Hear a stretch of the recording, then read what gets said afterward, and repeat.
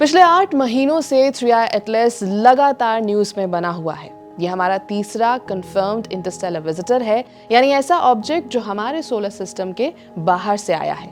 अपने closest approach के दौरान ये सूरज के पीछे चला गया था, जहां से कुछ टाइम तक डायरेक्ट ऑब्जर्वेशन मुश्किल हो गई थी।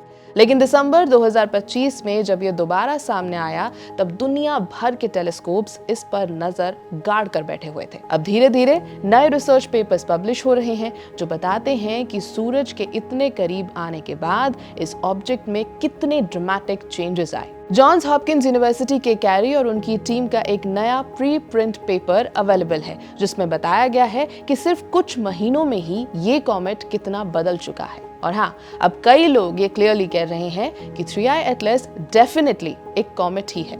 नमस्कार, मेरा नाम है श्वेता शर्मा और आज बात 3i एटलस की, जो हाल ही में जागा और फेंक रहा है ऑर्गेनिक्स और पानी। एंडी टॉमसविक, जो एक स्पेस एक्सप्लोरर हैं, उन्होंने ये ऑब्जर्वेशंस शेयर की हैं। उन्होंने बताया कि इस रिसर्च के लिए साइंटिस्ट ने नासा के स्फीयर एक्स ऑब्जर्वेटरी का यूज किया। स्फीयर एक्स मार्च में लॉन्च हुआ था और इंटरेस्टिंग बात यह है कि 3i एटलस की डिस्कवरी सिर्फ कुछ महीने पहले ही ये स्पेस में गया था। इसका प्राइमरी मिशन है कि हर 6 महीने में पूरे स्काई को नियर इंफ्रारेड में मैप करना, लेकिन इसका एक सेकेंडरी मिशन भी है, टारगेट्स ऑफ अपॉर्चुनिटी को ट्रैक करना।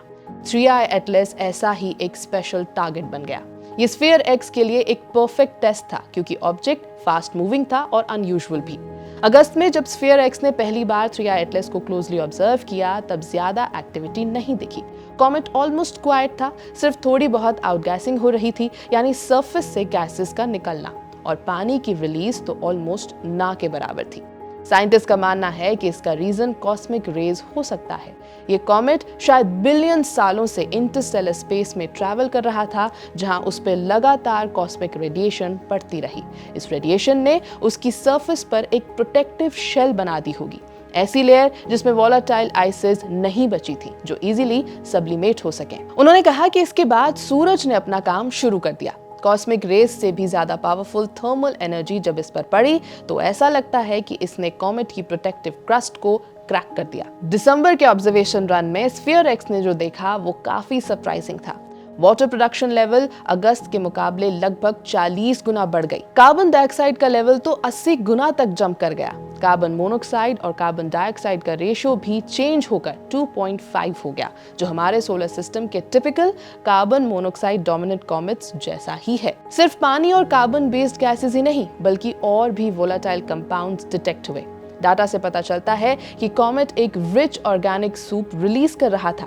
इसमें मिथेनॉल, फॉर्मेल्डिहाइड, मीथेन और इथेन जैसे मॉलिक्यूल्स शामिल हो सकते हैं। स्फीयर एक्स के स्पेक्ट्रोग्राफिक डाटा में इन्हें एग्जैक्ट आइडेंटिफाई करना मुश्किल है, लेकिन सिग्नेचर क्लियर था कि कॉम्प्लेक्स ऑर्गेनिक केमिस्ट्री हो रही है। एक और नई स्पेक्ट्रल लाइन 0.925 माइक्रोमीटर पर डिटेक्ट हुई, जो इंडिकेट करती है कि कॉमेट साइनाइड भी आउटगैस कर रहा है।